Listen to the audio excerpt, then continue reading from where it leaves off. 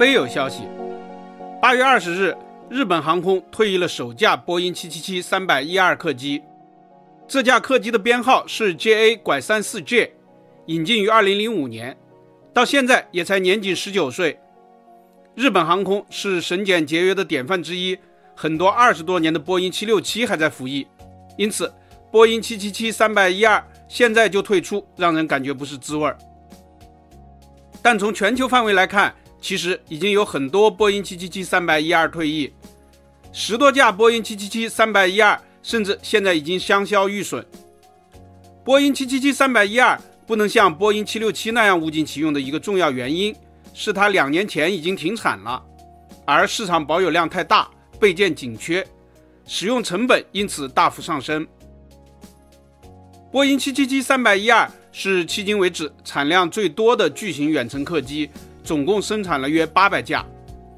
它是在波音777-300基础上发展而来的延程型，由于航程远、空间大，受到热烈的追捧，10几年来一直是全球越洋交通的主要工具。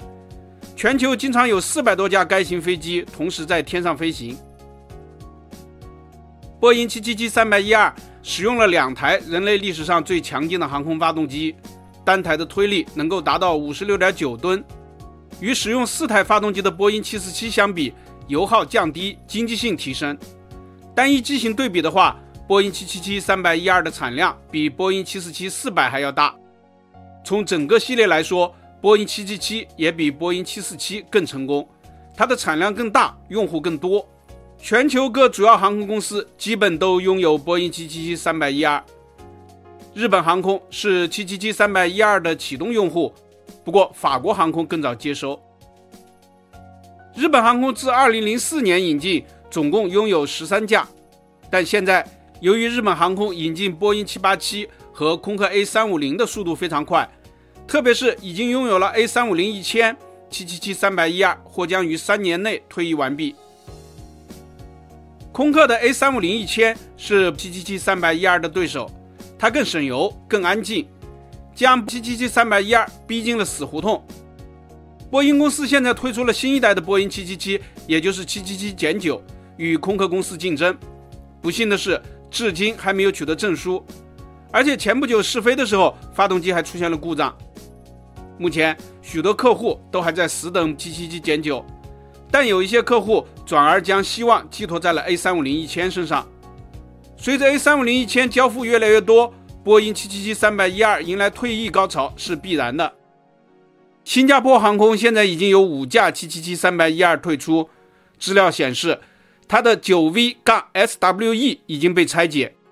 卡塔尔航空曾经表示希望大量退役777-312，新西兰航空也说要在2024年底前完成退役。全日空是退役777-312最多的航空公司，至今已经有15架不再使用。资料显示，其中6架已经在美国的沙漠拆解。阿提哈德航空退役了9架，其中2架相信被拆解卖了备件。长荣航空退役了3架，有1架也被用作了备件机。波音777-312坚固耐用，但油耗依然是绕不过去的大弯。由于剩余寿命还太多，有人想把它改装成为货机。777-312改装货机的工作已经持续数年，由以色列提供技术，未来可能在韩国设立工厂。但是因为改装成本实在是太高，1架差不多要4000万美元，市场或许不及预期。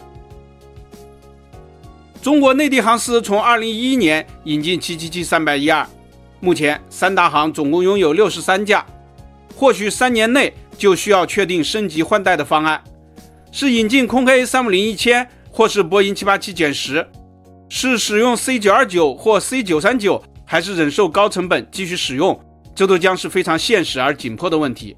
本期咱们就聊到这里，下期见。